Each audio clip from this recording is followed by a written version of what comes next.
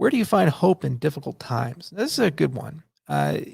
You know, everything in life, no matter how difficult life happens to be, there's probably some time in human history that was far, far, far more difficult than the time we're encountering. If you don't believe me, look up the year 536.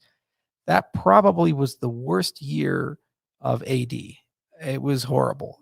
Volcanic eruption blotted out the sun, which created famine and global vitamin D deficits. And as a consequence, a pandemic broke out, which killed probably 10%, 20% of the entire human population. And it spread like wildfire everywhere. Wars were everywhere. The Byzantine Empire basically didn't get to reunify the Western Empire, and it changed the whole trajectory of the world. And it took about a century for Europe in particular to recover, but it was a global phenomena. And that was just 1 year.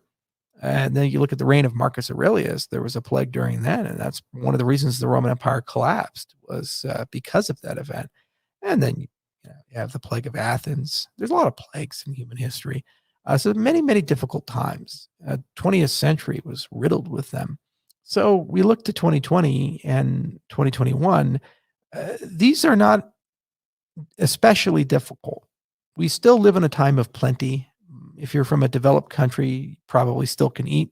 You probably still have a job. And even if you don't have a job, there's at least hope you'll get one in a reasonable period of time. And yeah, markets go down and sometimes cynicism comes in. I think we have a different epidemic, and that's one of a loss of meaning. People are struggling to find what to do and where to go and how to live life. Uh, the reality is that there's no clear rites of passage and divisions. When my grandfather on my mom's side was growing up, it was very clear what you did. You graduated from high school and you marry your high school sweetheart, or you very quickly get married. You get a job, you work at that same job, you work your way up, you start a family, you take care of that family, and you stay up with your peer group. And if there's a war, you go and fight in that war, and then you come home and restart the process. And that's exactly what he did. Graduated from high school, went and fought in the Korean War, and when he got out, married, raised 7 kids, 5 boys, 2 girls, my mom amongst them. And he worked his way up, became a big guy in the cable business. That was how life was supposed to work. And for many, many Americans and many people in the world, that was the standard.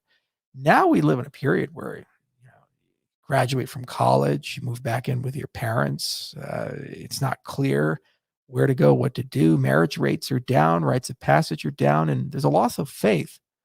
Wherever you stand on faith, faith gives people purpose and meaning, and it structures their lives and gives them rites of passage. When you rob them of that and the dignity of work and the belief that society is just or that there's a place for you in the world, then you end up having a loss of hope directly connected to a loss of meaning. And so I think the antidote for that is to start from first principles. Read the Stoic philosophers, Epictetus and Seneca and Aurelius and these others. Think a little bit about alternative ways of looking at the world, not to adopt the philosophy, but just to expand your mind, learn about Ikigai and Buddhism and Taoism. Find inspiration, find role models, find people that did things that were quite interesting. Postmodernism and this social justice phenomena, one of the most dangerous and pernicious things is the death of veneration. There's this bizarre notion that if someone has done something despicable in their life, any other thing that they've done, no matter how grand and great, is automatically discounted. So, for example, if you're founding father of the United States, but you had slaves, you're an evil man. And there's nothing you can do or have done that is ever redeemable. You can write the Constitution, you can write the Declaration of Independence, you can have fought epic battles and showed enormous bravery, but apparently one thing is irredeemable. And that's not how life works. People are combinations of vile behavior and epic behavior. And the greater the person, the larger those extremes will be. If you ever go to Mongolia, Genghis Khan was a warlord. He killed lots of people, probably over 1 million once you rack it all up. On the other hand, few people have conquered a third of the world and built an empire as vast as his and unified the world in the way that he did.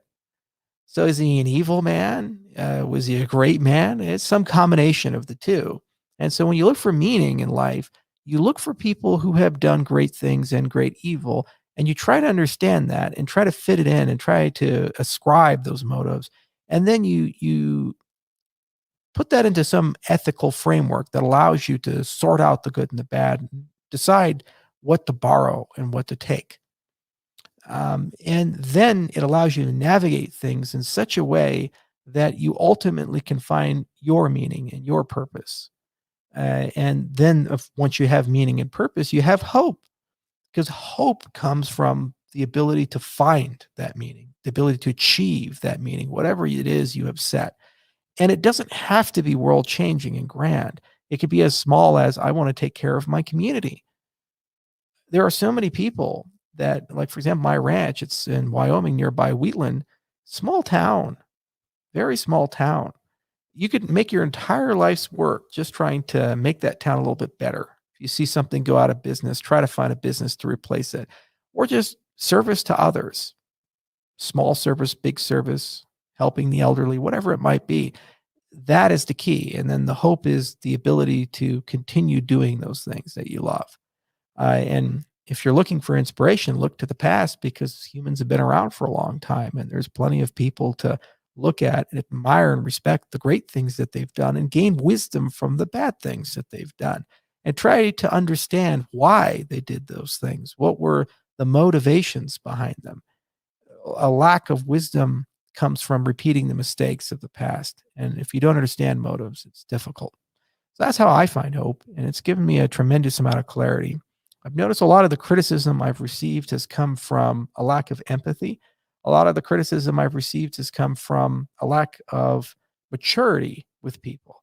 And I find myself pitying people more than anything else and feeling sorry for them, that they have such a narrow view or such a sad view or closed view, and wishing them well, hoping that they can find a way to mature and grow up and broaden themselves. Because at the end of the day, I can't imagine how bad and sad and unfulfilled those lives must be if they're stuck in that rut and that perception.